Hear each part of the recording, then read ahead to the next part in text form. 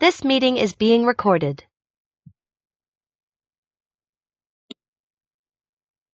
Hi, guys. Hey, what's up, guys? What's happening?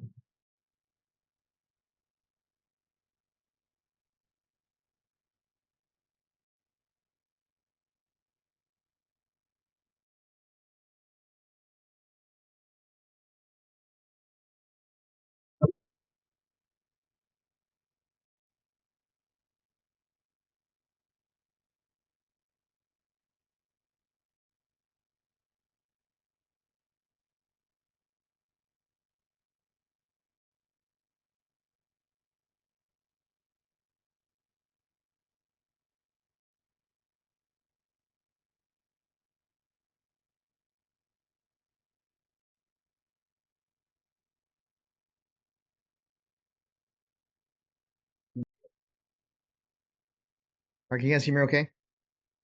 Yeah. Yeah. Awesome.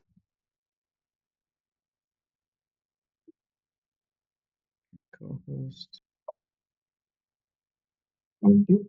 Yeah, Carla and Nate, both of you guys are just neck and neck on the leaderboard. Oh, okay. But I'll always be ahead, so it's okay. You what? I said, but I'll always be ahead, so it's okay. We won't talk about Jason. Jason just cheats, so it's okay. I'm just kidding. Yeah, Jason's not even human, so it's okay. That dude's a rock star. Mm.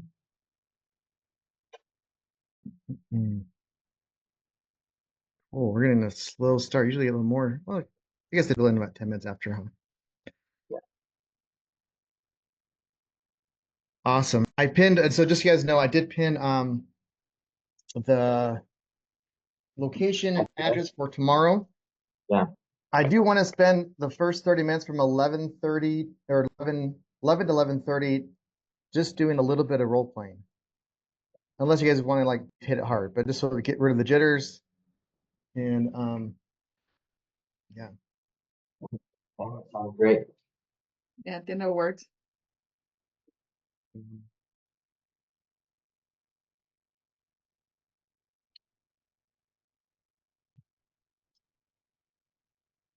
What is that?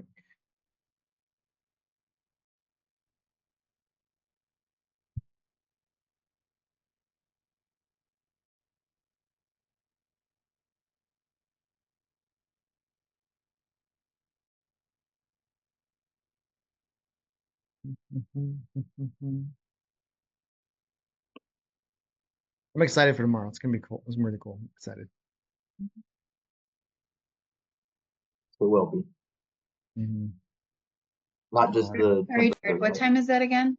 So so we're gonna start at 11 o'clock. We're meeting at the what's that called? Woodledge Park. Woodledge Park in West Valley.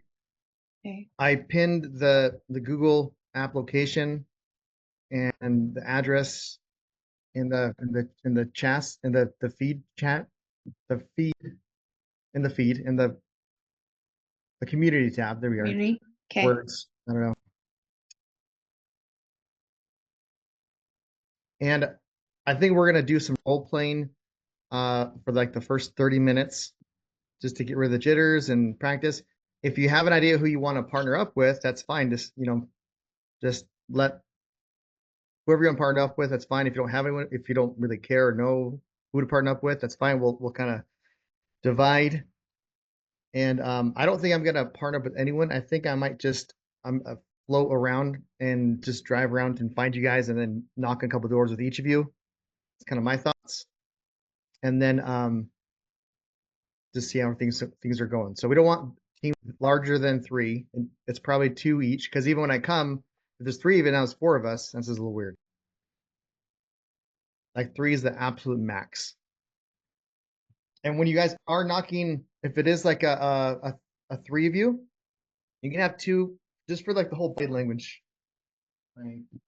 And go. So with the body language scenario, this is kind of how you want to stand. Let me. Oops, I want. And I might have some background noise because They're doing some work on my street. Like they're out there doing like at when I left to go to the event yesterday, and it was like at 6:15, and they were still out there working. So if this is this is the house. Okay, whatever. This is the house. Beautiful house. This is the front door. Okay. And then there's the walkway. This is the driveway. The garage. And then that goes to the garage. So you can have whoever's taking point. You get decide who's taking point, who's going to be the main talker in the conversation, right? Now, if for example, me and Nate are out there, we're going together. Like, okay, you take point, and then you take point, and then you guys can take turns. You can like, hey, Nate, you're better at this. I want to watch you do for the first 5 or something or whatever, right? Whatever you guys want to do, that's fine. So you have the person that's taking point. They're kind of up front, and then you're almost kind of staggering a little bit. So this one's right here, and I would almost have like kind of like the third person back here, just kind of chilling. Because that way, because the thing is, what's their first? And open the door and they see like 3 people there. It's like, what's going on here? They might have opened the door. So, and if you guys, who's watched the body language class that I did, or lesson, whatever you want to call it, class that I put in the classroom, Nate has, Sandy has. So just remember when and we'll go over a brief summary of kind of some of this stuff when we meet up. But I want to keep it short because talking about it and just train, that's not MMAs. We want to get to the knocking and talking to a fellow human being. So when they're knocking on the door, especially if you have the 2 main people here, they need to be facing away from the door. They're looking at the tree, they're talking about looking at the roof or whatever they're talking about. And when they actually open the door, you're disinterested in whatever's going on with them. And I was like, oh yeah, oh you're here. Oh hey, what's up, man? How you know what I mean? It's like almost a surprise. Like, oh yes, hey, how's it going? And you can start the conversation. And so it instantly kind of puts an intrigue, and they're not thinking this is like all subconscious level stuff. It kind of it releases tension. Okay, that's the biggest thing, right? What is the first thing when you see someone knocking the door you don't know? There's 2 or 3 of them. It's a little bit like, I don't know, man, this feels weird, right? So it relieves the tension just by you not being right there. And make sure that we're not, guys do this naturally. If you really look at it, for the most part, like if I'm chatting with Nate and we're just chatting, it's rarely when we're shoulder to shoulder squared up. Does that make sense? So we're if this is person, right? So the other person, this is the shoulders. Come on, pin. We don't want to have a straight line for the other shoulder, because this is more confrontational. Again, this is all subconscious. So this is more confrontational because that's where, if you want to run, I can follow you, right? So if we have the person at the door, they're like this, I'm going to stand like this and still look at them. So I'm going to stand, but I'm still talking to them like this. So for them, subconsciously, they have like a route to escape if they have to. So they feel safer. Okay, so never square up. Just kind of talk to them. They will not notice this at all. It's fine. And you'll notice, especially with guys, like when we talk, we'll even talk like this. And it's totally normal. Some girls do this too. I'm saying this is just generally like straight, like this chatting. That's just how we do it.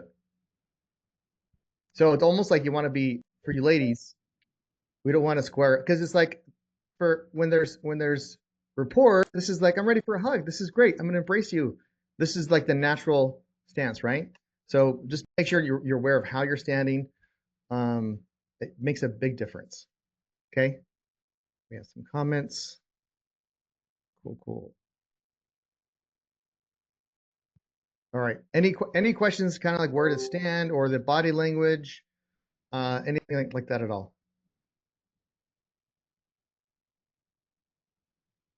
Or just in general, what questions do you guys have as far as when we start going out there? again, if you haven't watched the body language training, the door knocking training that we do, highly recommend to do that. In and every lesson, guys, that I have in including every call recording, if you go scroll underneath the video, there's all of that information like kind of put in this simpler summarized form that I went over in the video. So if you don't have 30 minutes to watch that video, at least, very least, go through, spend a minute and read through that stuff. And it has the script there. Yeah, my voice is like just going away for something. It has the script there. I mean, so everything you need, it's just kind of summarized right there, which is kind of nice. Which I freaking love AI. I'll give them the transcript, and they're like, I wish I can take credit. It was AI did all that. It's freaking awesome. And I edited it, of course, but it's great. Hey, Jared. Yes. I'm still trying to catch up on the video. So tomorrow for the door knocking, are we supposed to bring leads to that, or Nope. So we what we're gonna don't do know? is I'm gonna print off a little map of the area, and I'm Uh-huh. also gonna have the map is gonna have like notice of defaults on it. Okay. So Okay. and I went over this before. Our last okay. Our if this is the block that we're knocking, okay. Ooh, let's do circles easier to. We have all these houses here. If the notice of default or the lead that we're actually going for is this one, that's the last house we're knocking in that block within that visual site of that house. So we're gonna farm the area, and again I go over in detail on Wednesday's call, and also on in the training, right? In the training it goes through more specifics, but on Wednesday's call I answer questions, things like that. And so we're just gonna go through like in the script, we're doing the back door approach. Now, if you want to do the front door approach, as in like, hey, we're looking to buy a property, or we want to, I know you're on the notice of default list. I'm just here to help. Have you ever thought about selling? And just go straight at it. That's fine. But the backdoor approach allows you to farm the entire area and get more leads. If you have one lead in your area that you're gonna be knocking, guess what? By farming, you're gonna get like 3 to 5 to 10 leads just by talking to these people, saying what we do. By the way, do you know anyone that's going through a situation like that? Oh yeah, Bill over here is going through divorce. Or Bob, I know he hasn't been working in the past 6 months. And like, oh great. So if Sue told all the stuff about Bob and what was the Bill? Bob and Bill. Man, my pin sucks. Bob and Bill over here. Then when we're done talking to Sue, I'm going over here and I'm gonna say, hey, we were just chatting with Sue just down the street, and she said we should come by and have a chat with you. Now we're a referral for Bill, which we didn't even know about until we talked to Sue. And we tell Bill, hey Bill, do you know Bob over there? Like, oh yeah, he blah blah blah. You guys are gonna be amazed on the amount of tea, gossip that people will share. It's insane. You're at the end of it, you're like, you were right. Trust me, it's amazing. Okay, Christine, when you have a chance, Jason and I have a wholesale deal we want to put under contract, but want you to review it. Nice. Everyone give Christine congrats. Good job, guys. Christine and Jason got a deal in contract. That's awesome. That's sweet. And we got Angie, she had a deal under contract. Creighton, man, we're killing it. This is awesome. Freaking loving it. Yes, thanks. Wow. Thanks, Zach, for reposting the address in the chat. Appreciate it, man. Or maybe you want to help us market. Yeah, I can help find. We definitely get that going. If also look in the I put in there how to build a buyers list in the classroom. So I can definitely help you market, but at the same time, if I'm helping you find a buyer, I'm gonna want to cut. But if you can find your own buyer, then I don't get a cut. So that's more for you. You get to Sorry, we're gonna meet us tomorrow. what? One more time, sorry. I say, where are we gonna meet tomorrow? Great question. Yep. So it's going to be it's in West Valley. It's in Woodledge Park. If you look in the chat, Zach just posted the address and also the Google Maps. It's in the feed in the school community as well. The address Okay. and then just a Google Maps link if you want to go straight to it. We're meeting at 11 o'clock. It's going to be about 43 degrees, so it's pretty nice to be honest. I mean, with a jacket, it's going to be very comfortable. Sounds great. So Jared, just a quick question about that.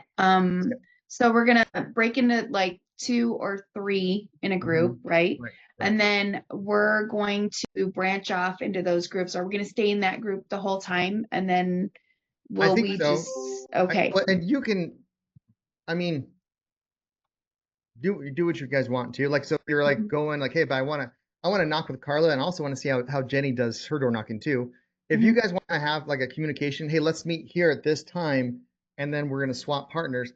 That's cool. My only word of caution is like make sure it's like on the route as you're knocking, so you're not wasting time during the MMA time by switching partners.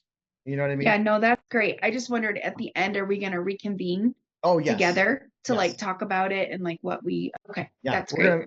I'm glad you brought that up too. Thanks, Sandy. Yeah, so after at 2 p.m., 2 to 2:15 p.m., we're gonna meet at the Woodland Park, and we're just gonna go over what we talked about, and then we can go get some lunch, a late lunch, I guess, if you guys want. Sounds great. Like I'm down. Yes. Anyone by the Wasatch Front wants to carpool? Yeah, Jenny, Wasatch Front. So I know. I know Marjorie was looking for carpool, but she's in Davis County. Oh, by the way, so Nate, if you want to carpool, Marjorie's looking to carpool. If you want to reach out to her, I know she mentioned something. You're kind of no, that's in Utah County. I don't know where people live. I'm just being silly. Anyways, cool. I love this. Yeah, this is great. Okay, but does that make sense? So this is kind of like and it's in the trainings that we're going over, right? So this is it. And I understand some of you may have some feelings about knocking on doors, being nervous. Congratulations, you're human. If you feel that way, I still get nervous when I go knock on a door. I don't know if that gives you hope or ruins hope, because if Jared's still nervous, then what's the hope for me? But I tell you what, after that first knock, that first conversation, after that first one, it's so much easier, right? And so don't worry too much about any of this stuff. So if they ask about some common questions or challenges that you may not challenges, but common objections or questions you may get is like, okay, because we're talking about, hey, we're with a company that we're going to buy 3 to 4 properties in the neighborhood as part of the script. If they're asking what company, what's the name? If you have your LLC, just say that's the company's name. If you don't have one, you can just use my company and as a proxy to say Challenge Solver LLC. And I actually have a whole bunch of. Here, let me stop sharing because it's. I have a whole lot of like these We Buy Houses stickers that you can give away if you want. Like you don't have to put your name on the back of your contact info. And so if they do call this number, if they do call me, I'll ask them like, oh, so it was what's the name on the back? I'll know that's your lead and then send them your way, whatever, right? So you can put your information on there, and this is like you say this is our general line or whatever, but this is my direct line, and then write that on the back or something. So it looks a little bit more. This is actually the same design where I had signs when I printed signs like for the Bennett signs, the We Buy Houses signs. It was like almost exactly like this, but then I found out that handwritten signs are more effective, which is weird to think. These are stickers as well. Careful, you don't want to rip off if you do use these guys. I mean, again, you don't have this is just like a placeholder if you don't have anything, and that's fine. And if you don't want to use this or you don't have anything, that's fine too. You don't need to be giving them anything like that. I think I might create a landing page or you can scan a QR code if you want to see a website or something, and then you can collect the data. But it's just better that you collect the data yourself, so there's no like oopsies. Because if someone goes to the landing page that they scan your QR code, and if they don't say who is from, or I mean, we can kind of look at the addresses. Things can happen, so it's better for you to collect their data, not so much use these if you don't need to. Does that make sense? But like even when I'm knocking on doors, like I'll take off the small part of it and just kind of stick it on the door a little bit, like we buy houses, and then that's it, right? Don't do all of it because it'll leave like residue. That's not good. Trust me. Any other questions so far? Oh, we got some stuff in the chat here.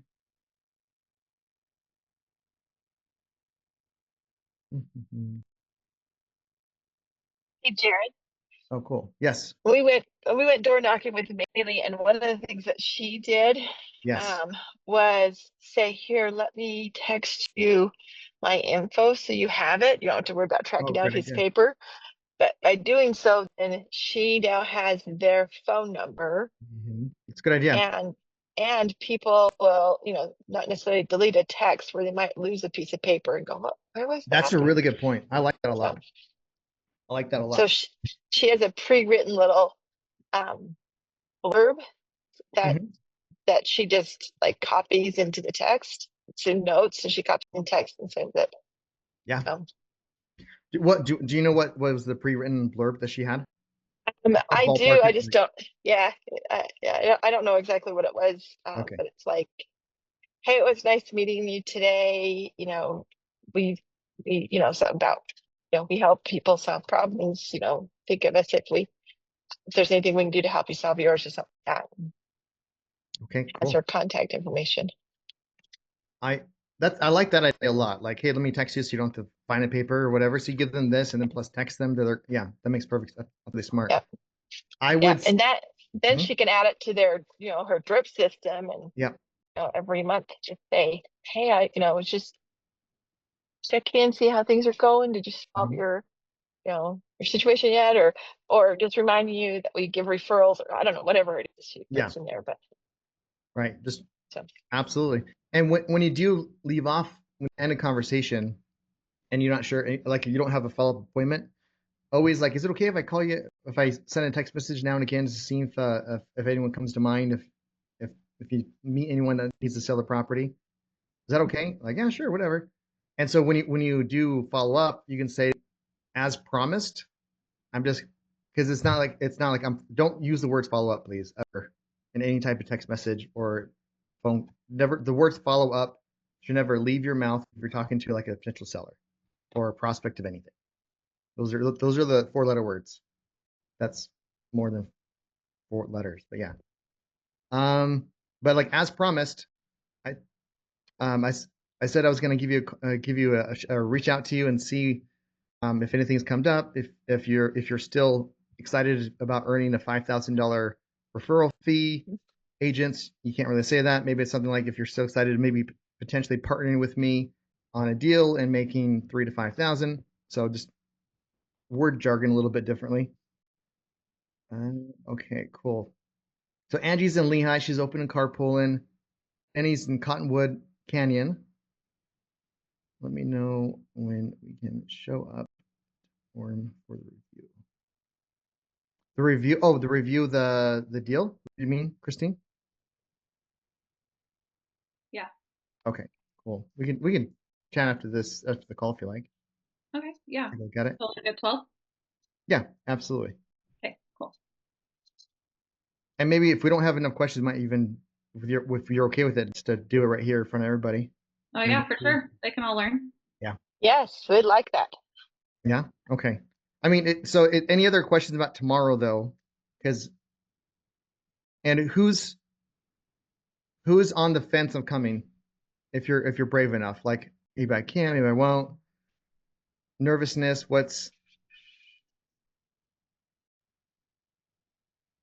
Yeah, I would like to come, but I have other plans I need to attend to. So you're canceling your other plans? Okay, appreciate it. Yeah, that's a smart thing to do. Are your other plans MMAs? Oh yes, it is. Okay. All right. Then a pass. Fine. All right. Thank you. Thank you. Like you need my permission for anything. I love it. Okay. Oh, I think yesterday we left out when you had a question on. Oh, who was it? Who had a question? It was. I think Maga. Yes, Mike. Mike. Oh, I'm gonna mess up her name. But yeah. Yeah, me. It was me. So, hi guys. I just wanna kind of you guys help me because I'm having a hard time how to approach people and even my broker about me start doing wholesaling. So I bring it up, in a meeting kind of about subject to, and everybody on my office start like freaking out that is totally legal. Don't do that and all that. So I was like, okay, I before I open my mouth even more, I will get some sort of like knowledge before I can go to this, battle, and then I can get some good answers. So Sure.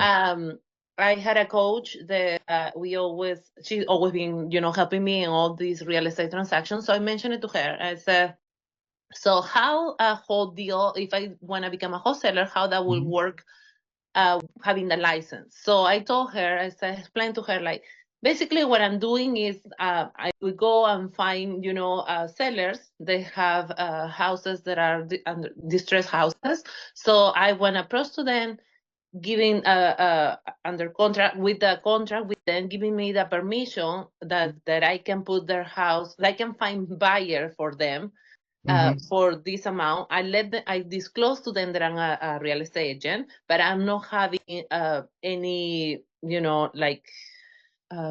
desires of getting the house on the market. It's more like me purchasing the house from them. And then I will let them know that I'm putting the house for more, so I can make that profit. That is what I will, keep it. And then from the buyers, that was one of my questions. One, did I disclose the buyer how much I'm making?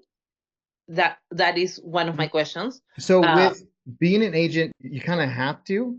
Okay. Just because in the transfer of interest addendum, it does state how much what you're making on that deal and who's becoming. So all three parties have to sign it. You have to sign it as the wholesaler. The seller has to sign it, and then the new buyer has to sign it. And so in there, it does state how much you're making. Okay. So everybody knows how much I make. Okay. Unless you do a double close. So a double close, you can, which basically what that means is that like we're going to close on the 20th. So on the 20th, you buy the property, and then on the 20th, that same day, you sell the property to the buyer. So it's two separate transactions. But on that one, I get ownership of the house. In that case. Yeah. So just for round numbers, we got it under contract for $200,000, and then the buyer wants to buy it from you or what is willing to pay $230,000. So the difference is 30. So you would buy the property for $200,000, and then that same day, hours later, you can even have the other buyer sign first, but that's a whole thing. But so then that same day, the buyer brings his 230 and then closes, and then you get the remainder. It is a little bit more expensive because you have two closing costs. Right now, there are other ways. I just learned this, like because of the transaction I'm working on right now. But because who knows Christine in GT Title? I do. Amazing. I love. I know Amelie preaches. Not preaches. Praises Whitney. And I love Whitney too in REI Title. Whitney's amazing. Christine's amazing. They're both like amazing. Whitney, by the way, in RE Title, she's not as big as Christine, so you can get a little bit more one-on-one time. And Christine is so confident. She's like the amount of money that both these ladies saved me, it's insane. Anyways, what I was saying, so with Christine, I'm learning in this transaction because I rarely ever do a double close. I never really had to. But instead of, because in Utah it's a little funky, so when you're doing double close, in almost any other state, there's a couple other states like Utah, but you can have, if the buyers bring in 230, we can use that money for that first purchase. and then they can use the money for both purchases, the same amount of money. But in Utah and a few other states, you have to have two sets of monies, two sets of funds. That sounds better. Two sets of funds. So you need to come up with 200,000 for that first purchase, and then the buyer will come up with his own set of funds of 230. Now, there's plenty of people that'll do double close funding for like 1% or 0.5%.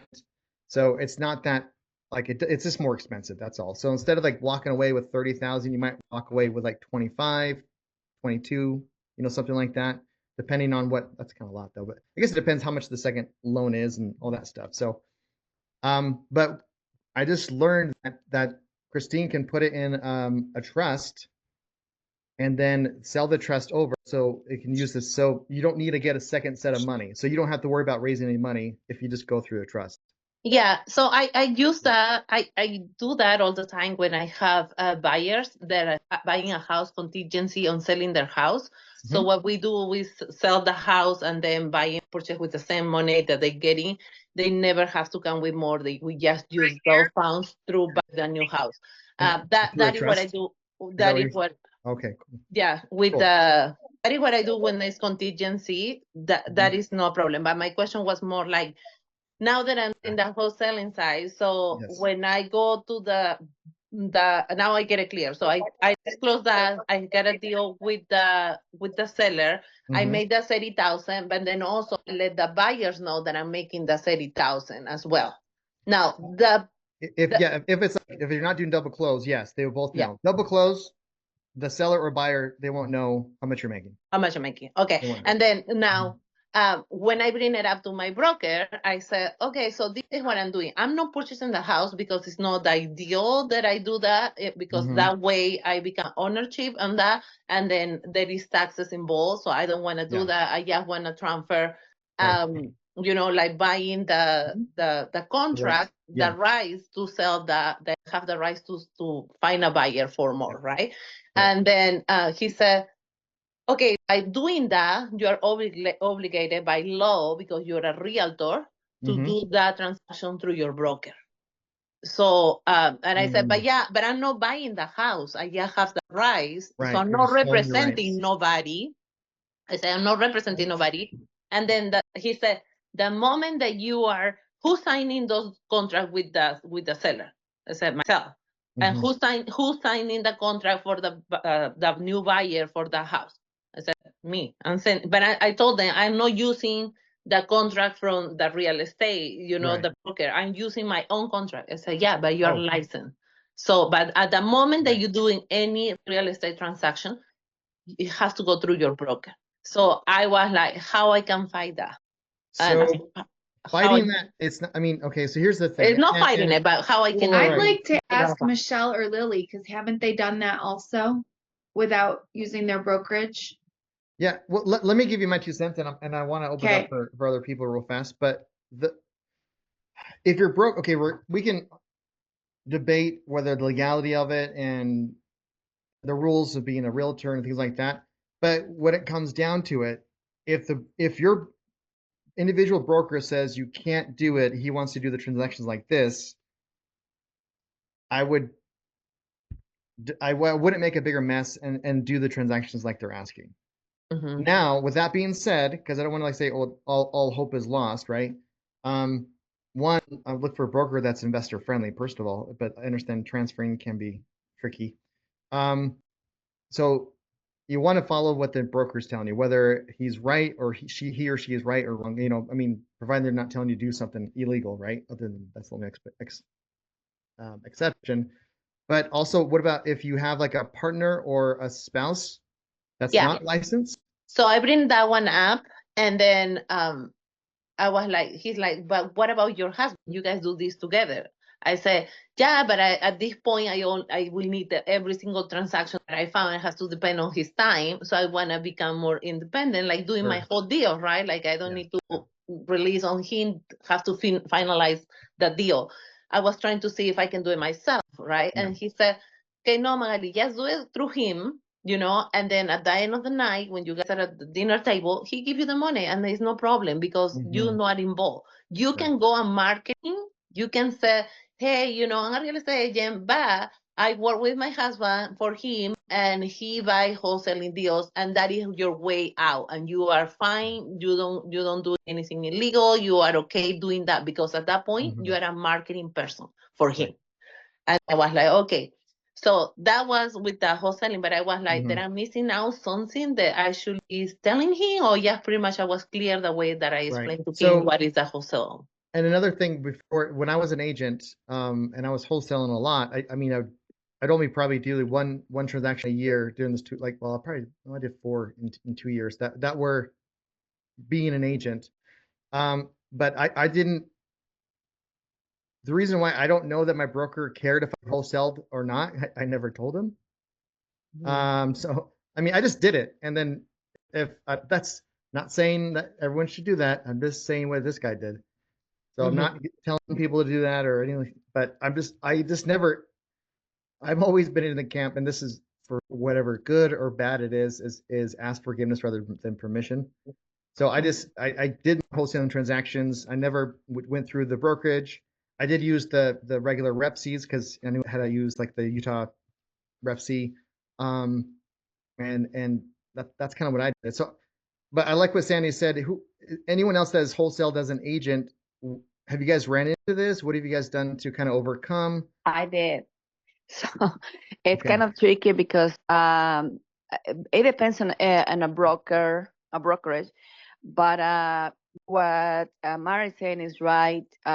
We have to go through the commissions to the broker.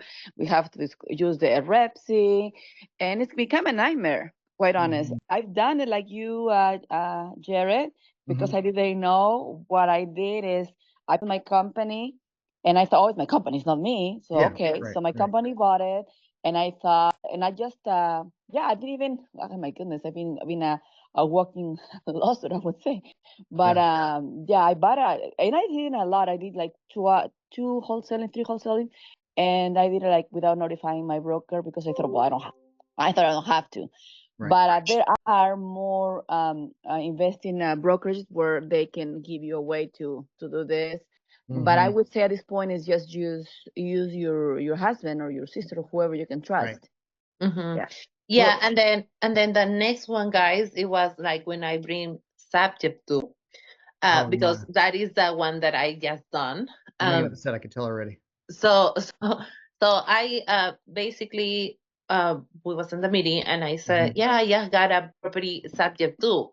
And then there are like, that is so illegal. And I was like, why is illegal? Like, I'm not going through the bank and lying, saying, like I'm making this much money or whatever. I just making this deal with the seller, and the sellers agree, and they say, okay, this is the problem because you now as an agent basically are pushing the seller to do commit a fraud because they know on the time that they ownership the house, they as soon as they want to give the house to somebody else, they have to pay their mortgage, to like completely, getting out of the mortgage. Now I was like, yeah, I get it, but I'm making this deal with the seller already. As a buyer, you're not making any fraud. As a buyer, you don't, you don't doing anything illegal. You have this agreement. No one's creating. With the No one's seller. doing. If done correctly, no one's doing any fraud.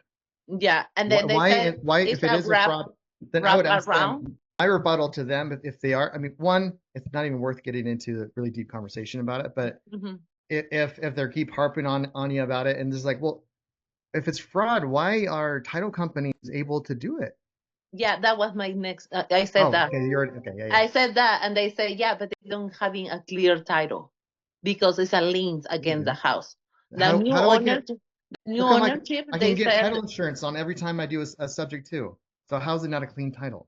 That is why I'm confused because I said, how title do it? That's why they're just wrong. Right? You can still love them and they can still be wrong. Broker just say no. Okay, because that one was, I was confused that we go through title, they change ownership and they keep saying no, they know. I said, I done it, like it's under our name. So how you guys tell me no if we just get this one done? And they say, yeah, but you don't have a clear title because how you will get a clear title if the mortgage is under somebody else's name? Well, if you have a mortgage in my name, then the title's not clear. There's something on the title So what's the difference? Like, just it's so idiotic. And this is the challenge we face when you're looking at on market stuff. And I'm not trying to I harp on other agents sometimes a little more because I'd like to push it to the edge because I think it's kind of funny. But in all reality, they don't know what they don't know. And if I'm an agent and all I'm hearing from my brokerage, my fellow agents, that it's illegal, it's bad, you shouldn't do it, then I'm going to believe that. And I'm going to believe it like the Bible, because the people that I trust, know, and love are telling me that don't do it's illegal, even though they're wrong. So, and that's the big challenge. Like everyone, like, are there ways of doing it while it is fraudulent? 100%. But if it's done right, like the way that we're taught in the classes, in education, yeah, you can do 100%. You can do, you know, there's no reason why not. Jared? Yes. Oh, so I wanted to just jump in real quick because I was listening to that. Please. But what brokerage is she with? Are you with? With Keller Williams. Keller Williams? Okay. There's a lot of brokerages out there that I've actually had to bounce from because they have their rules and they're only there for traditional house buying, selling, and traditional contracts. I actually ended up moving over with Maylee, where they do a lot of different they do different financing, seller financing. They do a lot of different, how can I say, different strategies on contracts, and the brokerage knows about it. And so they're really comfortable with the contracts. And so I had to move because the company that I left from, I purchased 2 properties kind of that same way. And I had someone like, no, we're going to call the board of realtors, this and that. You know what? I did. We ended up going through everything. It's legal. This is legally, as long as I've disclosed and I have everything in writing and they're competent and they know what's going on, then there's nothing that they can do. But it's just going, a lot of brokerages won't allow that. And there's some that are transitioning to saying, this is what's being done more nowadays than it had been in the past. So, but if you're interested in coming seeing what we do, I can invite you to one of our Tuesdays. Yeah, that sounds good. Yeah, because I was like, I know that basically there are, set up by a regular type of transaction real estate, and they are great. Like, I don't have no regrets. I love Keller Williams. It's been amazing, but it's just now that I'm become more like an investor side that is being an issue for me. But two different hats you got to play, and I've been doing it for 21 years. 2 different hats that you're going to play that role. And again, with a big company like that, you become a number. You're a brand yourself. Yeah. You know what I mean? You're your own branding yourself now that you want to transition. Hey, I'm an agent for my own personal use, but I'm transitioning to be an investor. An investor. Yeah. So now a lot of those companies, you're just a number to make money for me. I'm going to give you a 30-70-30 split. That's all they look at you. So they don't want to have to deal with any of that anymore. They want you to. Yeah. No, and like I said, I don't have any bad things to say about Keller Williams. No, because they have great financial. But now that I'm doing something different, it's like kind of being interfered. But I just want to kind of share my experience, right? Exactly. And other people, different brokers, can have similar challenges too. So I'm glad you're talking about it too. And are you? So what's your time frame on your current contract with Keller Williams? Because isn't it? It's for like you signed your agreement like a year, right? And sometimes they can release it sooner. It's a while. I don't no. Yeah. Is it you can leave whenever, right? Yeah, you can leave whatever. Yeah, you can leave whenever. Yeah, and then I've been with them with like five, almost 6 years. So, and it's been good. And like I said, it's great. I just, like I mentioned, you're growing now. It's time to move on. Growing, yeah. You're outgrowing Keller Williams. Yeah. So if you do decide to jump ships on the brokerage where you're gonna hold your license, just I would reach out to other fellow investor agents like Sandy and Lily and obviously Michelle that are doing this type of stuff. And like how's your brokerage? What do you feel that and then interview the broker like, hey, I'm gonna be doing this and this. How do you feel about creative financing transactions? Am I able to do that on my own? Am I, and just ask them the questions what they are expecting from the get-go. Yeah, I hear here in town there are some of them that I already been like kind of like approaching to see and having those meetings. Yeah. Yeah. See, my brokerage, they encourage us to invest in real estate and be creative about it. So they actually What's your brokerage?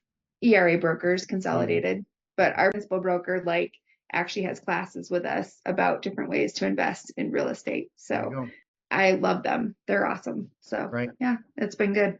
So yeah. And us as investors, knowing that a lot of, because not every agents are in brokerage like Sandy's, and you know, they're not like a Maylee's brokerage where they understand investing, and so they're being taught wrong information. It's pure and simple. No way to put it. They're just taught wrong information. And so breaking through that, and then when you're working through those deals, like it is challenging, right? But just having conversations with them, tell them the benefits, and if they're like, no, that's illegal, like really, where does it say that? Well, it's like Michelle said, they're there for the dollar. You know, they just want you buying and selling for their brokerage. That's basically what they because want. by doing this, I'm cutting them from the whole transaction. That is why they get upset. That is why they are like, no, you cannot do this. But I just want to kind of like prove it to them, like, hey, it's not illegal. What is the illegal part in this? You know, like, is it worth the energy? I mean, now if you're planning to stay there, you know, and they can actually change some of the policies then okay, sure, then having that conversation and trying to prove it, then. But is it worth the energy it's going to cause and frustration? Yeah, no, not at all. Yeah, so I mean, I don't know. That's what I would do. I would just jump and looking at other options. Yes, But I wanna check like the way that I approached it was right, or I was missing out something on the wholesale deal, like how that goes. No, it sounded like you explained your points right. You even mentioned like, well, why is the title company not creating fraud? And you brought that up too. That's really great. And like, why are there so many transactions going on? I mean, and when the market really tanked like 2 years ago, when interest rates started to rise, they're no longer 2% interest anymore. They're starting at 4, 5, and 7.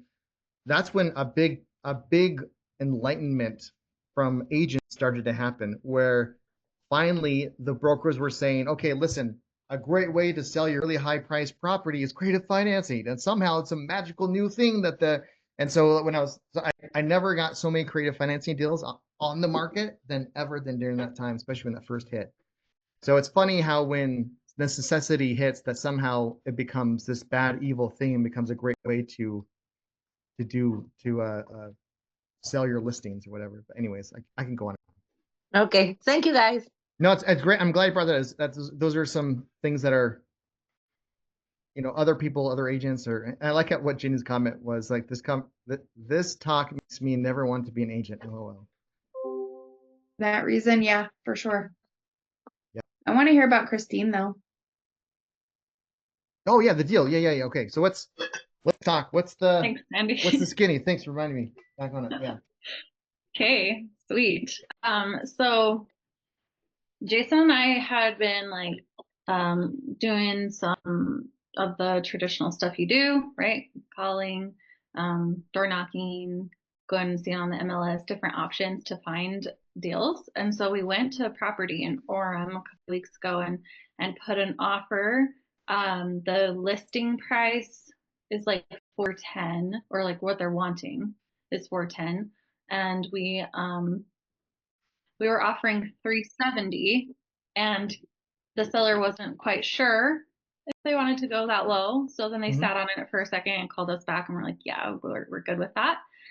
So the ARV, if we kept the same amount of rooms, right? So it's 4 bedrooms, 1 bath, it would not be profitable. Right. Because it would actually be like negative 5,000 after all the repair costs. So we were kind of like, okay, maybe we'll pass.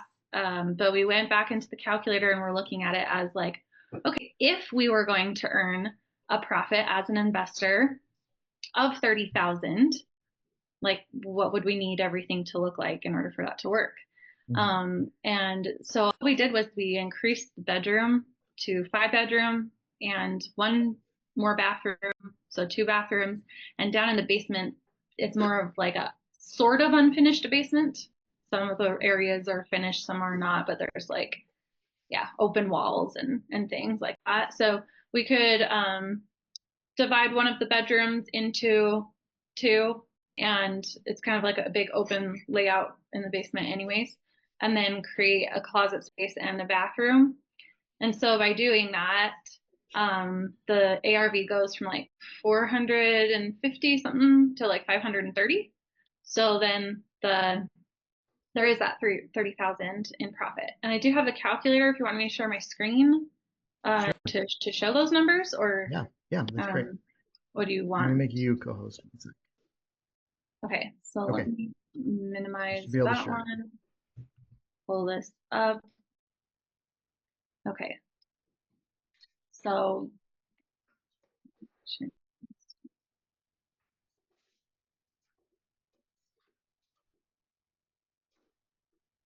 all right, share desktop, share. Okay, you see my screen?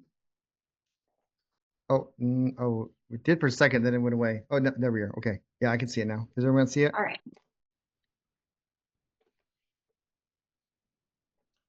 So that's kind of where they were asking, was like the 410, 412 price point. And so you can see here that our comparables have more bedrooms and bathrooms. But if you actually change the number in here to 2, then you get this like 5. Let me zoom out a little bit. Percent.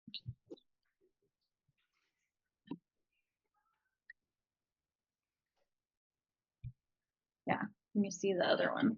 I'll move my zoom around. You guys were in the way. Let me go down here. Okay. So yeah, then this other one, you know. So if we could get around the 500,000 mark, then it makes sense for that ARV. So you if you can get 504, then you're making 30. Is that what I'm reading right? Okay. Yeah. So well, 514. 514. Okay. Because so it says the top ARV is 504 get 20,000. 514 you can get like. Yeah. So there's comps for the 530 range, or are you doing like price per square foot, or how are you coming up with the 530? It's in the square footage, yeah. Okay. Do you and square footage is fine. No, he'll be here in a little bit. I personally like to go off of like comparables as close as I possibly can and seeing what they're actually selling for versus the square foot or by per square foot. Yeah, so we would need like live comps as well, but this is like a good starting point. Sure. No, you're absolutely right. Yeah, yep, I get it. Yep. Yeah, to even see. Not wrong. So this is good. Yeah. Sure. And so in here we're like, our wholesale fee is that, but if we actually reduced it to like 7,000, then it makes even more profit for the end buyer. So okay, so 15,000 is the wholesale fee, and then they would still get a flip profit of 30, right? Okay. Okay, so places like that are not like real close by to Salt Lake areas, so Orem, Davis, the number of buyers that like to invest in like Orem, Provo area, they're a lot smaller than like a downtown Salt Lake kind of thing. Which, for sure. It's kind of like so when the further out you go from Salt Lake, with the exception of like if you're in Ogden or other kind of like bigger cities. I know Provo, I mean, they're not like tiny by any Yeah, I'll show you. It's in Orem, where like I'm from Orem, and even though I get what you're saying with like not being as high demand, it's probably the second highest demand is like Lehigh, Orem, Provo kind of areas. Well, the demand I'm referring to is investors buying flips. Oh, okay. That's more what I'm referring to. Not the end like retail. Correct. Yeah. Correct. Okay. Which again you do, and you want to think about like what you just said, like how fast is this going to move? Because a flipper is going to think that too. So and there are flippers they're based out in Davis County, and like, yes, this is exactly what I'm looking for. Perfect. Is it Davis County? Anyways, but they flip out there, and they would love this. So typically, what I, as I'm running numbers, I know it needs to be a better deal than that I can get away with here in Salt Lake. know, so it has to be kind of like you want to entice them even more so. And I would my initial start, I wouldn't go lower than 10,000 as a wholesale fee, especially if two of you are splitting it, right? So I wouldn't try to go lower than 10 if that's kind of like, so if the flipper can make 5,000, they're awesome. A good rule of thumb, and this is true for like almost any flips, right? If you can get the flipper to make approximately about 10% of ARV, and then obviously don't forget your own profits, your own fee, you can usually, I mean, that's very enticing for a buyer. So if 10% of ARV. And then you add on your wholesale fee of minimum 10,000, if not more. And then that's like the price you want to get the property in as a cash deal. Right? Does that make sense? Another way, even if the profits were smaller at the 30,000 mark, and you got it some sort of creative financing, that helps out a lot, because then that reduces their cost of like getting the hard money. And then a lot of times, depending how you negotiate it, if it is longer term, they can fix in rent. You know, they can just kind of do the so that might be a really good way to market it. Is that's like, hey, this is an okay flip. Right. But if you really are needing something to like hold, this is a great location. It's Orem. A lot of people want to like rent here. They need more affordable housing. It's not in good rental condition yet. Perfect. And rental, you don't have to remodel as high as a quality as you would like you're going to flip it, right? Because you don't want to put in the best countertops and all the nicest toilet, because they're going to destroy it anyways. You're like just doing the kind of cookie cutter stuff at that point. So even the rehab goes down dramatically when you're it's something you're going to stay. Now, with that being said, right here. So it'd be like 10% of ARV. So 50,000 would be the better. 50,000 would be the ideal. So if you can get profit margins in total of 60,000 on this deal, it'd be a slam dunk deal, because they're making 50, you're making, and you might even do like wholesale fees 15, and then maybe even a. So I mean, honestly, like, what if it was like 7,000? You know, because we for this, just being transparent, we for this wholesale fee just want to have a wholesale transaction to be able to pay for like the little costs of before closing, you know? So like this Provo house, the other kind of ones we want to go under contract with for flips. It's like, oh great, this wholesale fee can just like pay for the earnest money for inspection, for like extra cash. Cost of business. Cost of business, yeah. So some of these wholesale transactions can be really beneficial that way. Just like have extra quicker cash come in.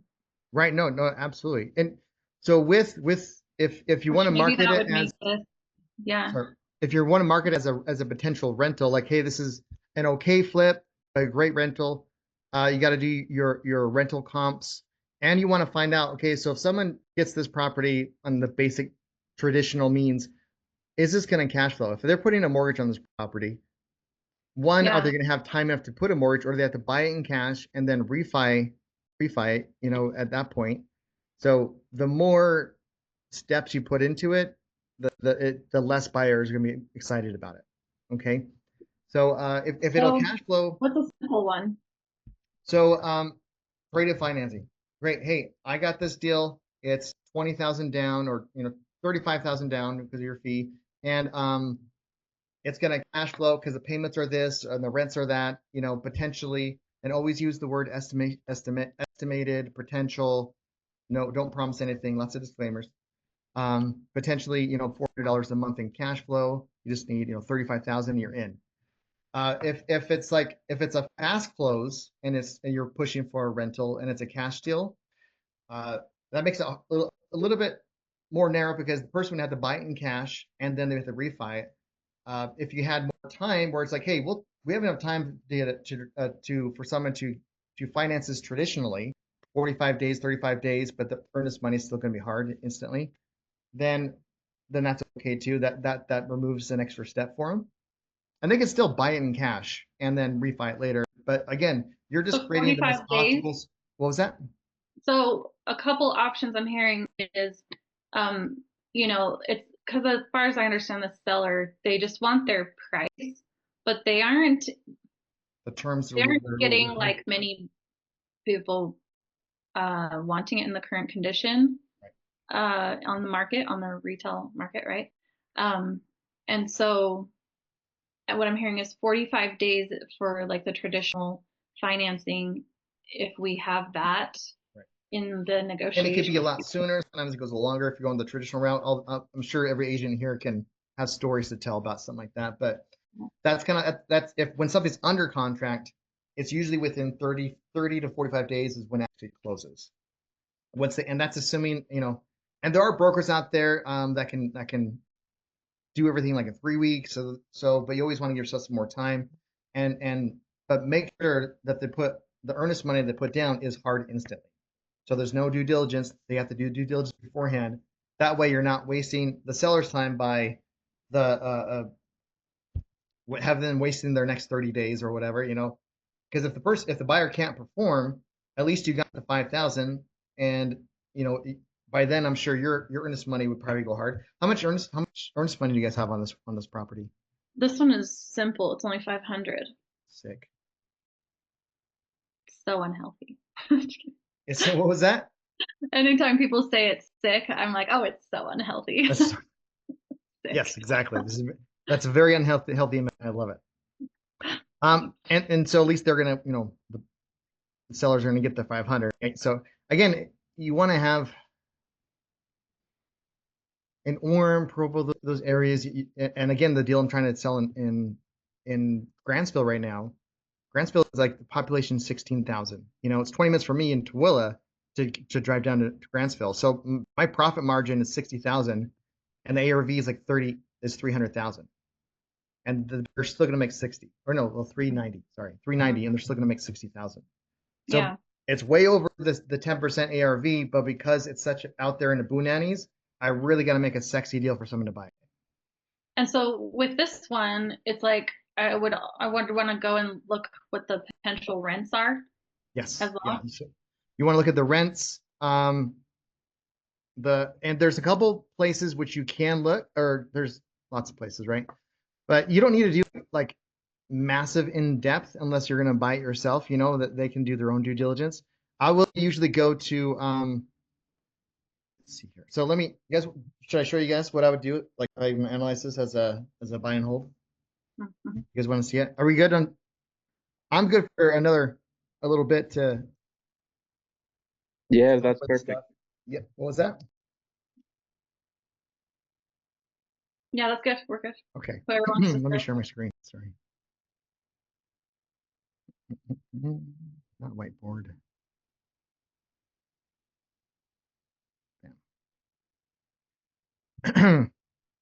So it's 1655 South, right? And Main Street? Yeah. Okay, got it. And by the way, if you are trying to wholesale a deal that's on the market, you do definitely make sure that the end wholesale fee or the end price you're promoting is going to be lower than what's on market. Even if it's a great deal and you're wholesaling it out for $415 and someone looks it up and like, oh, it's on the market for $410, I'm not going to buy it. Even though they would make like 100,000, whatever, it's just a lot harder to sell, for whatever reason. Tell me that again. What is it? Sorry. So if you're going to wholesale a deal that's on the MLS, that's on the market with an agent, all that stuff, totally can, absolutely, there's no problem. You just have to make sure that your suggested starting price, so what you're trying to sell the property for, or your rights to the contract for, is a lot lower than the purchase price that the original seller is asking for, right? So if you went in like, I'm gonna offer asking price and then try to wholesale it, it's gonna be a lot harder for the buyer because every buyer can see what they listed it for, and it gives them a little bit of a bad feels, those words. I find it very, because I learned the hard way. That's all I'm saying. How much less would you say it's best? As much as humanly possible. Because I mean, I don't know if there's an exact amount. It really kind of depends, right? But you definitely want a minimum at least 10,000, I think, like minimum. Trying to sell it to them for 409, it's like So the You know? the asking price was that, but then we got it down to 370. Right. So and And then then we so have the where we would market it would be like, okay, here's 380 or what the something. ARV would be with another bedroom and bath, and Yeah. then here's what the rent could be if you had it fully, finished. Right? So we'd have Their doors are just missing. Oh, there's there. Put the juice. no, they're just not on there. It wouldn't take much for this to be rent ready. Yeah, it just needs to be updated. They need to do the work on the basement. And the basement needs to be, that would probably be the biggest rehab cost, would be the basement of And just garage. like adding, and then you can refurbish or even renovate the garage. The garage is. So, okay. Now we're at potential rents. Let's see. Yeah. What are the sources? So you got Zillow. So but the Zillow is a decent. So if I'm looking at here for rent, 1900. Okay. Also rental meter. They charge, but you can meter is another decent one.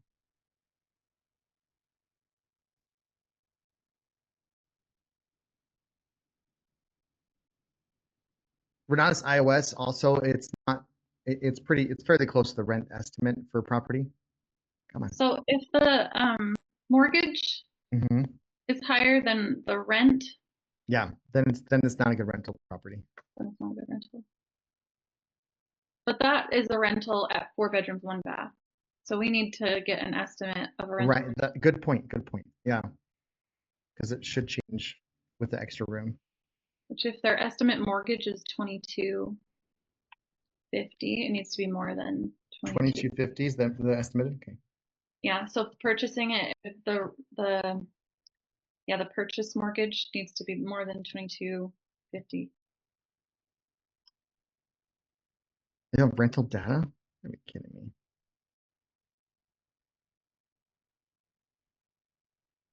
So rental meter sucks. It doesn't go up higher than 4 bedrooms? No, not rental meter.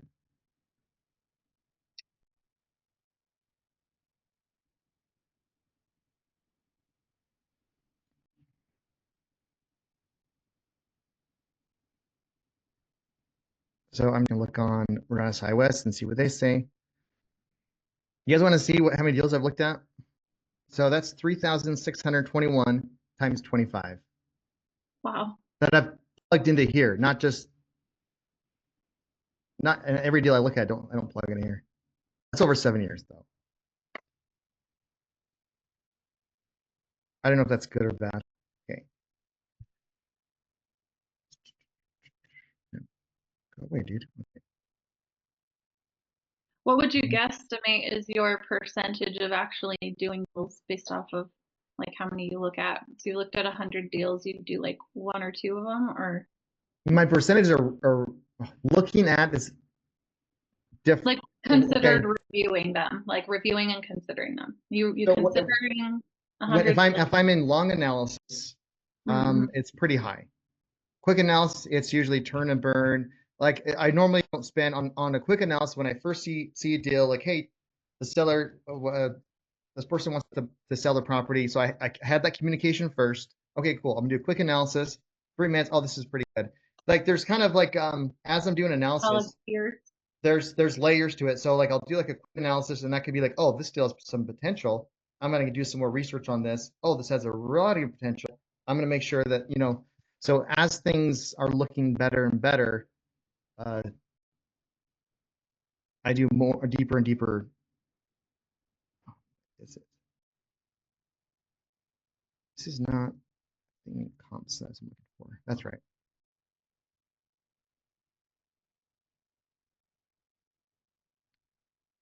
Okay, so the rent that it's estimating is 2,300. And that 1,900, 2,300 sounds about right, to be honest. 2,600, that's crazy. And you can pull comps, by the way, with Renatus iOS. 23 to 2,600. Yeah, well, yeah, this is saying 23 for this particular one, but this is, the bedrooms are not, they're not factoring that in, I don't think. So I would say 23. I don't know about 26 if we're gonna get that much. If you rent it, you know, because it's just a town away from Provo, if you're doing like per room, then it goes up dramatically. Also, Orem is short-term rental friendly. Provo is very anti short-term rental, but Orem is short-term rental friendly. So yeah, so how do you look on the short-term rentals? You just go to Verbo Airbnb? So we go to airdna.co. Oops, not com. Dang it. .co.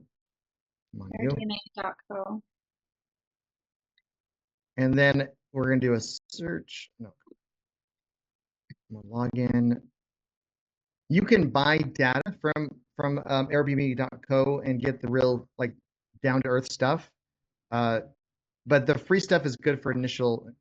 I wouldn't buy anything from Airbnb.co like their data unless you're like actually going to do the property yourself. Okay. But it gives you enough to even see if it's in the realm of possibilities. So we're going to do, what's this, 84, zip code is 8405. What is it? 05? 84058. 8. Oh crap. 84058. Okay. Can't find. Orem. Here. Oh, I can just do the address. What am I doing? I'm playing on hard mode. Okay. So we are in how many? It'd be 5 bedrooms. Oh, well, if we're just gonna do 5 bedrooms. 2 baths. 2 baths. Yeah. So 5 guests. You can do 2 guests in each room. I put guests in there. Update. Yeah, it'd be really good for like family reunions when people are coming to visit family. I don't know about that 298 per night though. So the average annual revenue, and this is average because it's going to vary. It's going to go up and down, which any experienced short-term rental host will know. It goes up and down. $300 a night. This doesn't sound right to you, right, Lily? I know you're a host, aren't you, as well? I got rid of all mine about almost 2 years ago now, so I'm a little bit out of the loop as far as we have only one property right now, Mesa Jordan. Yeah. Oh. If it is correct, that's quite a bit. You can That seems pretty high, Jared. That seems super high to me. It really does. That seems pretty high, and I have 3 in Orem. Let's oh, reduce okay. it What do you amount? Okay, Sandy, We're yeah. at- What Ours are at like 115, 125, and ours are like down in Orem. Yeah. So 115, 125 just say for 2 bedroom, 2 bath. But hers and are by like the way, 5 bedroom. So just because you can fit 10 guests, most of the time you're not going to. Doesn't mean you're going to get that price. I've had properties with 5 bedrooms and then properties with 2 bedrooms, and I would make the same time most of the time. Yeah. So, because you'd only have. Let's do a little bit of a overestimate from her 2-bedroom rate to account for that there's more bedrooms here. So you said 125. No, I would. So what did you said 125? I would keep that. I wouldn't even do it because most of the time you're not going to rent more than that. So again, the surprise that we get is, oops, we made more money. And there are apps that we can talk to you about that will help you with the lab that can, estimate pricing for you, especially based off of your square footage and number of rooms, bathroom too. So would you say 64% overall throughout the year is pretty accurate? That's probably pretty accurate, yeah, because you've got those months, November, December, and then you've got Sundance that are closer that they'll probably use, you know what I mean, to go to like snowboard and ski and stuff like that, because that'll get more popular as those months start to happen, because it does for us. And then you've got BYU, stuff like that, and the hospitals that could be potentially used. That's what ours do. So could be good potentially. So that's what I think. Yep. So short-term rental, we were saying 125 per night for a 2-bedroom. So 19 days. 19 days we full. So 125. And that does change, but typically it's it goes about up and down. 125. It fluctuates, but that's about average. 2,300 would be the gross, which doesn't be rents just in general. So, Mm-hmm. and the thing is, if it only works as a short-term rental, again, that the number of those buyers reduce dramatically as well. Yeah. So the more niche the deal is, the harder it is to find a buyer. You can always find a buyer for almost anything, but it needs to make sense for the vast majority. That's why a lot of times when I'm looking at a deal, I first try to because there's more flippers out there than there are like long-term renters that are constantly looking for deals. Like, there's maybe more long-term renters, but they're only looking for a deal once every couple of years or something like that. You know what I mean? They're not like constantly looking like a flipper will. So that's why I first look at a flip and like, will it make sense as a rental, and then maybe short-term rental if with area provides. So I mean, you might be able to sell or rent it out for higher than 125, but it's not going to impress a short-term rental, right? Because when the regular rentals can be almost the same, and then you're maybe a little bit more. But yeah, because it's not a duplex. Because if it was a duplex, oh yeah, then it'd be a whole like other story. doubling that. Yeah, I would agree. So 2,300 on rents, and you said how much was the 22? Yeah, so this doesn't make a great rental. Did you have any conversation with the agent? Did they tell you why they're selling? I don't know if we're still. We'd have to ask Nicholas. Okay, sure. Yeah. So if it's like, is it something that we should just pass on?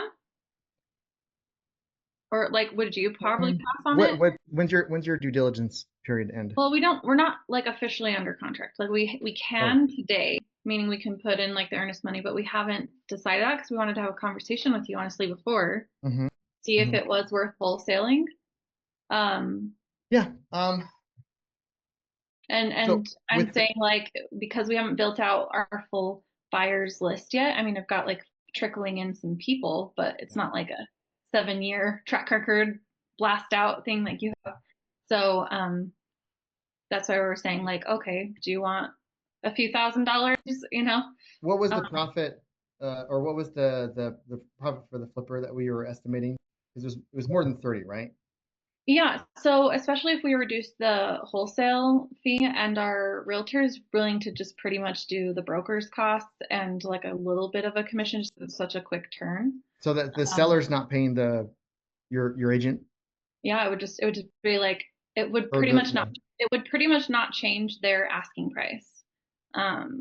Because it would be like a little $4,000 or $5,000 quick little realtor. Right. So the seller's not paying your agent fee, correct? Or your agent's. That's how I understood it. Jason, is that accurate from what we talked about with Nicholas? Correct. He's not.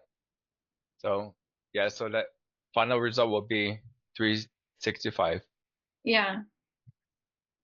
So that would mean that so our once you're ready, then we can put the EMD down by the price. Wait, what do you?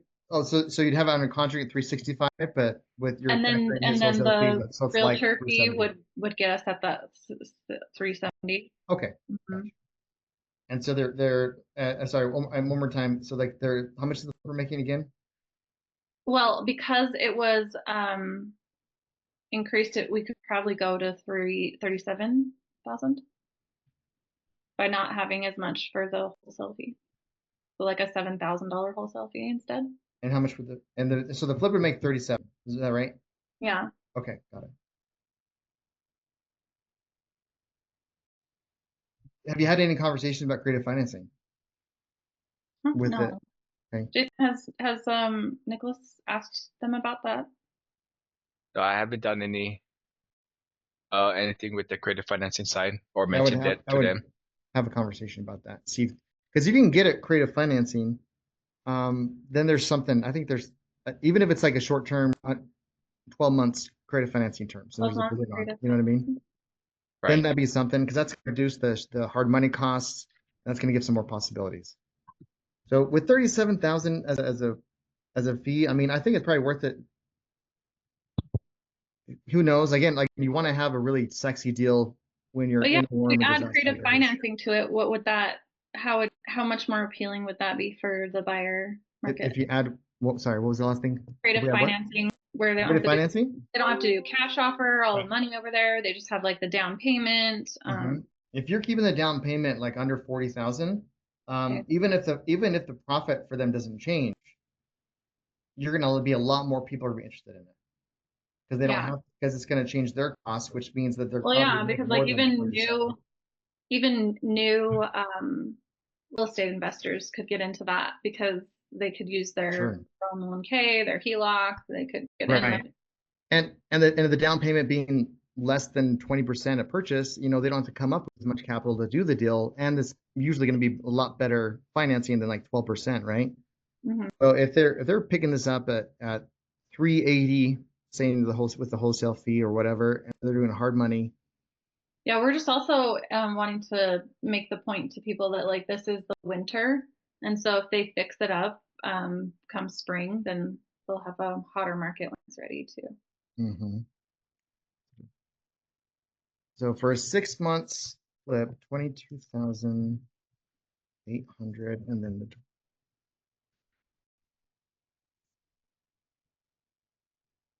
that's 30. I didn't do the 20%. How much did you calculate? How much the hard money cost was going to be? So if they did 20% purchase price, and assuming it was 380, repair estimate was 70,000. The money cost. Sorry. So 34,000 money would be for the purchase price. Yeah. Well, it would be 20% of the purchase price. Let me share my screen out and I'll show how much. So if we're at 370. Okay. Here, I'll show what I'm. 370, and what percentage is it of the purchase price? Yeah. So let's do this. But you're counting your fee, right? So okay, here's how we do this. With the fee, let's just say that the buyer's going to be buying this property at 380, with the fee, whatever. The seller or the hard money lender will only lend 80%. So we're going to minus 20% of this. So one, they're going to have to bring tables to buy at 76,000, then plus closing costs, of course. But okay, so they're going to be hard money is going to finance 304. So we're just going to go times 12%. But the average time for flip, you do it faster in 6 months, but let's just assume 6 months. So we'll divide it by 2. That's for just the monthly interest, not monthly interest, but for 6 months interest, that's going to be 18,000. And then the initial with hard money lending, they'll have like you hear the expression 2 points or 2 and 12, like the regeneration. That's what's like required up front. Up front, or gets put on the back, but it's 2% typically, right? That's just an extra $6,000. So 6,080 plus the 240. So they're paying 24,320 with hard money, and that's not factoring in what kind of deal they got to do the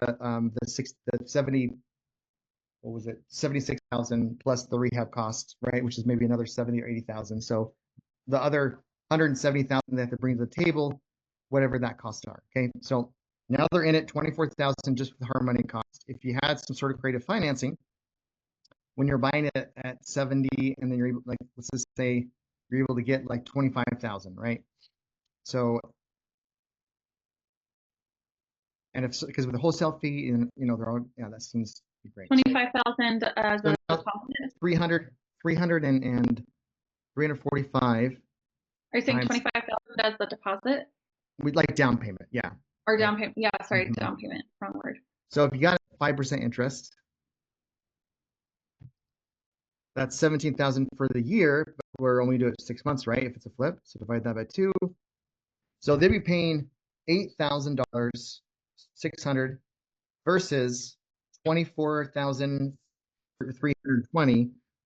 So let's minus that from that to get the exact number that they would be saving if you got creative financing with 5% and 25,000 down, right?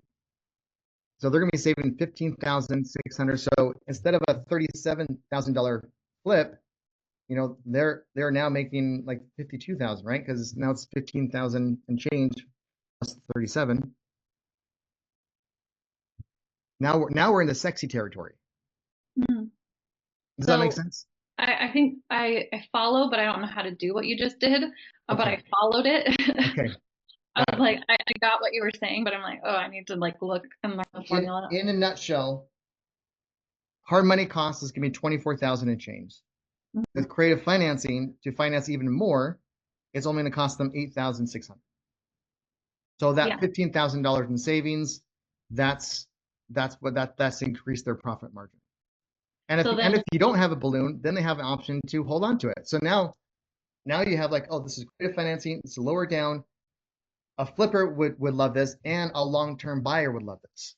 So now you have, even if it's out there in Orem, other buyers that would normally not rent out there or buy do flips, like, oh, that's pretty attractive. So when we're negotiating with the seller, you would want to talk to them about how much they need up front and try and get that to be under 40,000 for the yes, you want because there's a tipping point with the down payment is so big, it's almost better or easier just to get hard money versus creative financing, especially when you get like a creative financing calculator. Yeah, so this is the balloon calculator, amortization calculator. You guys can Google this. I literally just go into, when I go Excel and the templates, I can just do a search in the templates for balloon calculator or amortization calculator, however you want, or just Google it. There's like 1,000 apps that have amortization calculators. So there's a gazillion ways to kind of get access to something like this. So when I'm talking to a seller and we want to buy it at 370, right? Or 365, but whatever, 370. We're not figuring in down payment just yet. And if it's going to be like a 5-year balloon, for example, we want to find out what their current mortgage is, and if there is a mortgage on the place, you just might be able to do a subject to. And if did they buy the property, I wonder.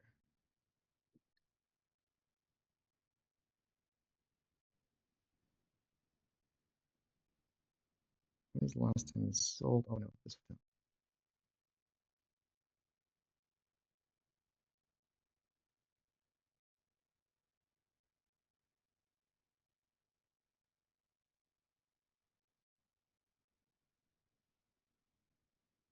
Oh, so 2021.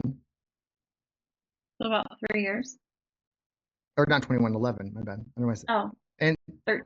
Yeah. Sometimes it'll do the original loan, but if they refinance, sometimes it won't show up here.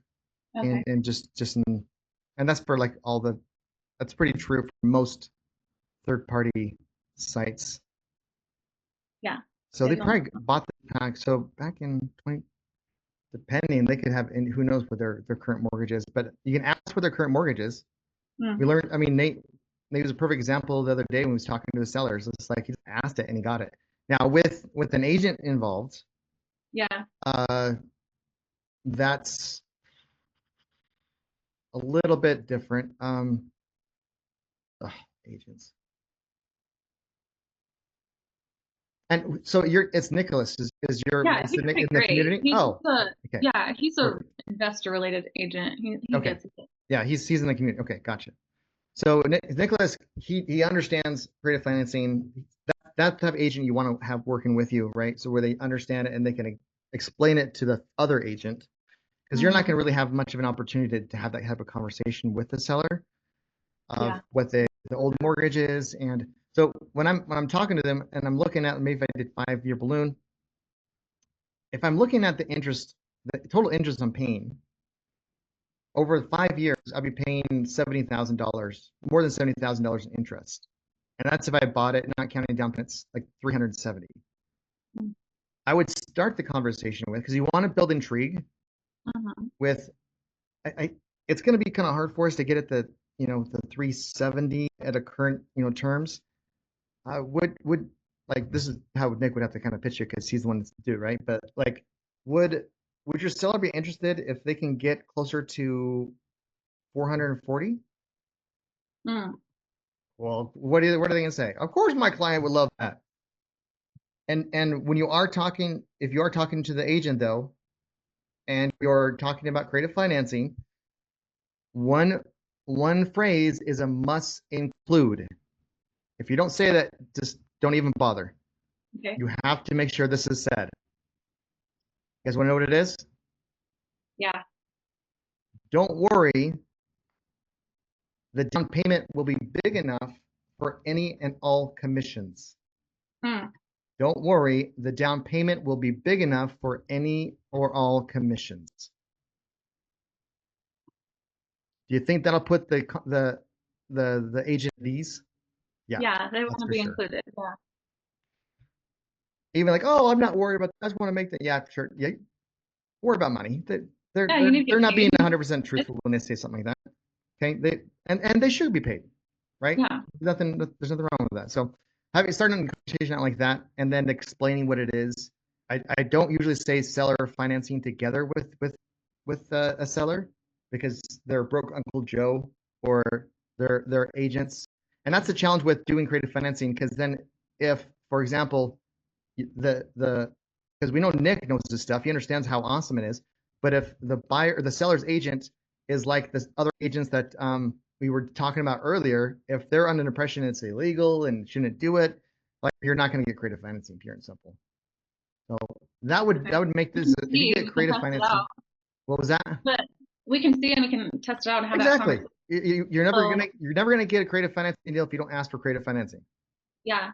So let's say we ask for it and it is under 40,000 for the down payment. Yep. And we need to negotiate a certain monthly payment. Well, that's part of the interest, though. That's part of the interest. Okay. That's interest. So, for example, like when I was in the calculator, like that. And now the calculator only shows the principal and interest, factoring in like the insurance and taxes. You kind of give a rough idea. Like for example, if it's 4% at 370, like there was no down payment, then it's one or 1,700, a little more than 1,700 for the principal and interest. If it's a subject to, so finding out what their loan situation's actually like will give you a better idea of what you can offer. Because if their payments are like 2,200 and you're trying to get a loan that's, and it depends how much they owe too. Maybe their loan is 100,000, maybe half that, depending if they never pulled the equity since 2011. At that point, it's like, because you can leave that loan in place depending on the payments, and then they can do another loan on top of their equity, or it's called the wraparound, which is like one big loan that covers any other loans that are underneath, kind of an umbrella. But you don't need to know all the details for it because title company kind of worked it out for you, right? Yeah. So let's say that we get that agreement from the seller. Then when we go and market it to other investor buyers, we're like, okay, here's this property. It can be rented, but we do need it. It's a fix and flip, and you get seller financing. You can get in this easy. You got 12 months. Here's the monthly, payment, and then with the conversation that we had before with like Diana and all of them wanting a certain amount, if it's then flipped, does someone have to carry on those payments for the? So if the flipper is going to sell it on seller financing, then like, that's going to be a little different. But if a flip, when they sell it, and then that the end buyers is typically going to pay off all the loans that are on the title anyways. Oh, okay. Right. So that's why like the 12 months. They will get the higher amount though. Like instead of getting 370, instead of getting 410, they have the seller financing deal, and they're wanting like 430 at the end. So then at the end of the sell, it'd be less. So when you're saying like, would they be open to have a conversation if we get them like the 440? Like, well, heck yeah. Well, how do we do that? Well, if we did a loan and we did a balloon payment, and if we didn't make payments on the property, and the balloon payment is not for 5 years. In 5 years of doing this, you would actually make, or my mind's just mush right now.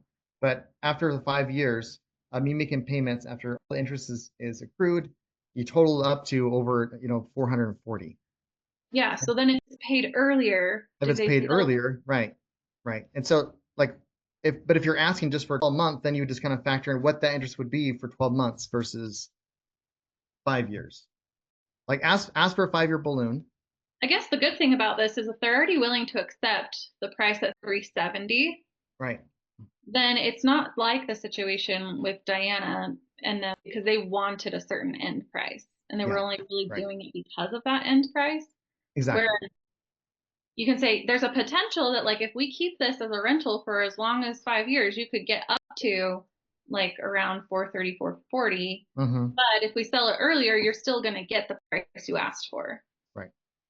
Okay, cool. So that's awesome. All right. Well, we can ask that. And if it is, would you want to partner on marketing it? Sure. Yeah, absolutely. I mean, even like the 37,000 profit, I mean, it's not great, but we can throw it out there and see if there's anyone that wants to, that's interested in something like that. Well, if there's the okay offer, you're good. And then if there's this other seller financing one, you're like, for sure. Let's see what we can get. And but we do need access to the property too. So that's something you need to. So as far as like, if it is like it vacant, or is it vacant, or is it? Yeah, there's no one in there. Okay, got it. So I would, with Nick and the agents, like, we're working with some other partners, and so we need to make sure that we can get access to it. So my contractors, my other partners may be working with me.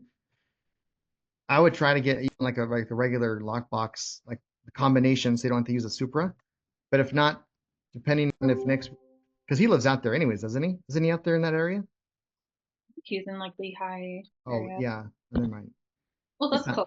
That's not too far. Yeah, that's out there, right? So, minute drive.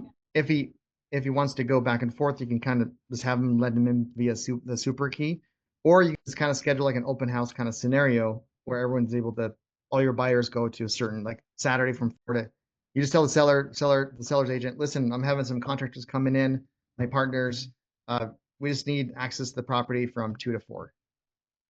Okay, cool. My agent will let us in. Just let you know, that's what we're doing. And if you are marketing something on the MLS, never use the pictures of the MLS to market. Our own pictures. Get your own pictures. So you're gonna have to do like a pictures, do a video walkthrough if you can. I usually forget that, but it's helpful to have both. And if you are doing a video walkthrough, it shouldn't be more than 3 to 5 minutes max. If it's I've seen like 15-minute walkthroughs and there's like, like, no, just run through it. You can kind of, if you need to talk about something or point something out, then that's fine. But yeah, it needs to be a short video. Okay. With pictures. All right, thank you. Appreciate it, Jared. Yeah. Cool. Well, congrats on the deal. Regardless, that's awesome. Yeah. I mean, because it definitely could be something. You can find the buyer that like just needs to park their cash. The cool thing about wholesaling or doing deals right now, at the last of the year, people are just wanting to pick something up before the year ends to park their cash, so that the tax burden isn't quite there. If they can pick up a property and they're spending $300,000 on it, that's gonna, as a business expense. So you get people that are trigger happy to pull on a deal that's going to be mediocre because of the time of year. That's cool. So the time of year is actually helpful. That's a good note for our wholesale team here. Then is like, hey, take advantage of this month. Exactly. If you're thinking like, oh, no one's gonna want to buy it because it's holidays or whatever, no, it's opposite. December's a great month to find buyers. Could you send it? What does that mean? Okay. Wait, I want to see what Aubrey just said here. Oh yeah, was there comments? Did you send it to me? Okay, let me grab your email. There you go. Another buyer right there. Is it Ornate Real Estate? I think it's okay. Ornate Real Estate. Okay, cool. Thank you. Okay, sweet. And I would even put it in the community under the deal tab and just put in, hey guys, I have this deal. If you have any buyers or if you whatever, this is a great way to, I mean, and And if you Can we guys put are, the Provo property in the deals thing as well for looking for private money lender, or wait, is it one more time? can you know have the Provo property that we have under contract as well? That one's not a wholesale. It's like we are doing the flip. Can we put that in the deals as well when we're looking for private money lenders? Yeah, absolutely. Okay. So wait. Thank you. Yeah. Okay. Awesome, guys. It's been like an hour and 40 minutes. So tomorrow, 11 o'clock. I'm so excited. I'm so excited. And there was a couple people that were on the fence I wanted to chat with. Who was on the fence real fast? That I remember seeing one or two comments when I brought it up, but here it is. Laura Moss. I'm on the fence because of the distance and time. Are you still on, Laura? She's working, so I can see if she's not. Oh, she's there. Are you able to talk, Laura? Yeah, I can talk. So with the, and I get it because you're from Idaho, right? Yes. Do you think if you did come, would that help you take more action of doing more money making activities? Yeah, it would. I'm always looking for deals, and I'm sending them to Carl all the time to see if I can perk his interest a little bit more. See if I can get him to. So you're looking for deals. What does that mean? Just like looking, like I found one today where there's oh, hold on, see if I can find it again. But I shared. Is it like a wholesale or what do you mean you found? So what does it mean you found a deal today? Did you talk to the seller? No, I haven't. I shared it with Carl this morning. Okay, so is it on the market or how did you Yes, find it's one on the market. It's somebody that's wanting to sell like really fast. Gotcha. Oh. So and you're setting the market, and was he? Do you guys have it set up where you guys are like he's doing the deal analysis and you're like doing the like kind of finding the lead or what's? I've been trying to find the leads just to see if I can because he finds them and then he kind of sits on them and doesn't do anything. So it kind of so why you being dependent on him on making progress? I love Carl. I'm just saying, just in general, right? If I have a partner, I'm sending it and like nothing happens, and I don't need to be dependent on that person, right, to make it happen. Yeah, does that make sense? It's just because I want it's been easier. He's the one that always likes to take charge, and so it's just been easier that way. But like you said, but he's just like they keep sitting on him, and it's kind of frustrating all of a sudden. So he's not taking charge then. No. I love you, Carl. I know you're watching this. I love you. No, he's not on actually. Well, he watched the roofing. That's fine. Yeah, he will. But hopefully he'll watch the. But he hasn't though, right? We're just being real. We're just being not his intentions, nothing like that. We're not saying that you can get busy. It's understandable. Jobs, all that stuff. The end result, nothing's happened. Correct? Right. Okay. Right. So if you keep doing what you're doing, you're going to get the same results, which is no deal. Correct? Would you say that's accurate? Correct. So what do you think you can do to change so you're actually going to have a possibility of closing a deal? I need to be the one to take charge. Right. And Fergal, thanks for being like on. Oh, good, Carl, you're here. We're just talking. He came on. He just popped on because he knew I was talking. Yeah. So, what do you need to do to take action? I appreciate. I mean, thanks for allowing me to put you on the hot seat a little bit. Okay. But what do you think you can do? Because you can't control everyone else. You can't control what Carl does. You can't control what I do. What can you do to be more effective at finding deals? I need to sit down and just make phone calls and do them, and not let life distract me. That's my other issue is life distract me. So do you have sacred time set aside? I know we've talked about sacred time a lot. And I use my sacred times between 7 and 8 o'clock at night for me to do things. But last night we got busy doing something and just everything my life barreled into my sacred time. No, it just barreled into my life.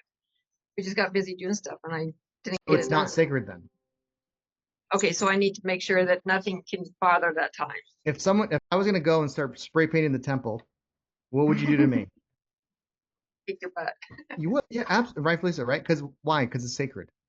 Right. For us, it's sacred. Okay. That's how you need to treat that time. From 7 to 8, turn off the notifications on your phone, whatever you got to do to block that stuff off, and treat it as it's sacred. Because your situation will not change until that happens. And this is true for anyone. And again, thank you so much, Laura, for letting me put in the hot seat. But this is like, everyone needs to look at this. If you're not having the results that you're hoping to get, did you set aside sacred time, and are you actually treating it as sacred time? And it's so easy. And again, Laura, you're amazing, but it's so easy to let life bulldoze your plans, because it will. It's not if, it's just it will happen. But if I have this as sacred time where nothing's I don't care about, and you will have people that try to intrude on that sacred time, and if you allow them, they will continue to intrude. But if you're like, hey, listen, from 7 to 8, sorry, I'm out. But the animals are done. No, Carl, that's your job. And then when it's Carl's turn for his sacred time, if the animals are going crazy, you got to figure it out. You know what I mean? Let him do his sacred time and vice versa. Not saying you guys are intruding, but I'm just using that as an example, right? Yeah. So yeah, definitely. Here, you never told me you had sacred time from 7 to 8. See, that's problem number 1, right? You got to at least tell your spouse about the sacred time, kids, whoever, and you don't have to go in massive details, but from 7 to 8, don't talk to me. I'm done. I'm out of here. I don't exist for that amount of time. If the house is on fire, calculate when the fire will get to my room and then knock on the door, okay? Because if you treat it as sacred, you're going to have results. I would, even if your sacred time's like 30 minutes a day, I would put money on that person that's doing MMAs during that time, and not just kind of twirling and just doing mind-numbing activities. But if you do the sacred time, like, you're going to be awesome. Jared, can I make a comment? Please. So when I was with Century 21, we had to block out 2 hours of our day. And that means phone off, everything, because we were like doing mono dialing. But since some that don't have it and their cell phone is that, they put it on disturb but still make their phone calls. Mm-hmm. And I always tell my children as well, this is your job. This is your business. You're the CEO of your business. So like, you worked at Walmart, right? You have to clock in and clock out. Like, you didn't get to sit on the phone and kind of dink around or have anybody else take your time. This is your time. This is your business. This is your job. Okay, I have to block out these 2 hours. I'm at work. Some people, sacred time, work. This is my work. I'm at work. I'm getting paid for this. That's my time. Then you can value your numbers, eventually do your numbers of how many calls I'm making, and what I'm at about 25 calls, I'm making 1 contact where I'm actually able, or even to close on a contact, whatever. You eventually can narrow that down to know where your numbers are. But you can't do that if you don't block out those 2 hours every single day. That's your time to clock in and clock out. Like, that's your pay time. And that's kind of, that was a comment, but we had to do that. Perfect. I had to do that when I was in Century 21 to make those calls. When you became a new agent, like, this is my job. It's not like, oh, I'm a new agent, and no, it's not going to just fall in your lap. You have to call and work and get those calls, those listings, and do all of that. People door knocking, doing whatever different techniques nowadays than it was different then to do now. But those 2 hours, that's my pay time. That's my job. That's kind of, just wanted to make that comment, but yeah. That's a great comment. And does that make sense, Laura? And this is not just for you, Laura, by the way. This everyone else is listening, right? Because there are people that are the exact same. It makes total sense. Same boots, same shoes, same scenario that challenge that you're having, right? They're just not treating that time as sacred, or they haven't even set it and started doing it. And I think that's the biggest. But the people that are getting stuff under contract, I'll bet money that they have some sort of sacred time set up. And it doesn't have to be hours and hours a day. It could be, again, even 15, 30 minutes of time you actually generally treat as sacred, and you're just doing MMAs. You're going to be 10 times, you're going to do more in just a matter of months than you have in the past, like 2 years you've been part of Renatus. Right.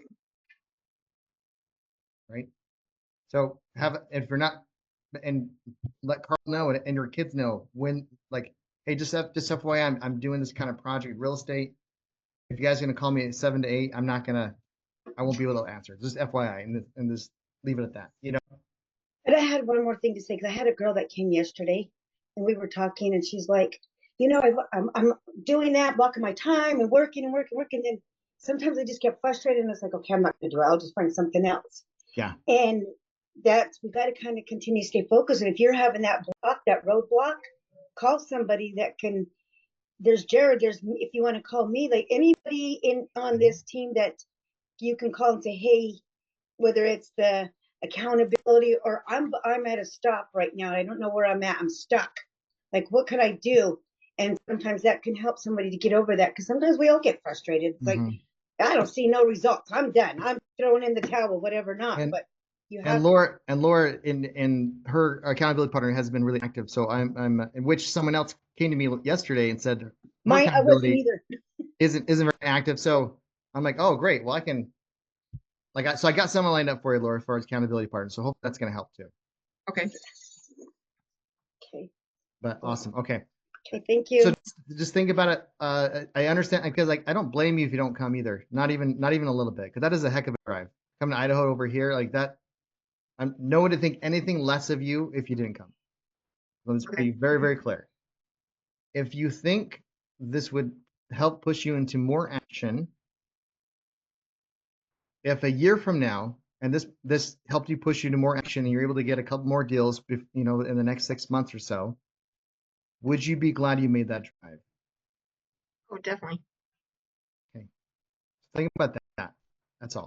And again, no one would judge you if not coming. You are not. I mean, that's a big round trip, So Yeah, we it's an get it, but 8 to 10 hour round trip for us. Yeah. By the way, I'm going no matter what. Well, there you go. I like that answer. And Carl, when Laura sends you leads, come on, man, call the person, check it out,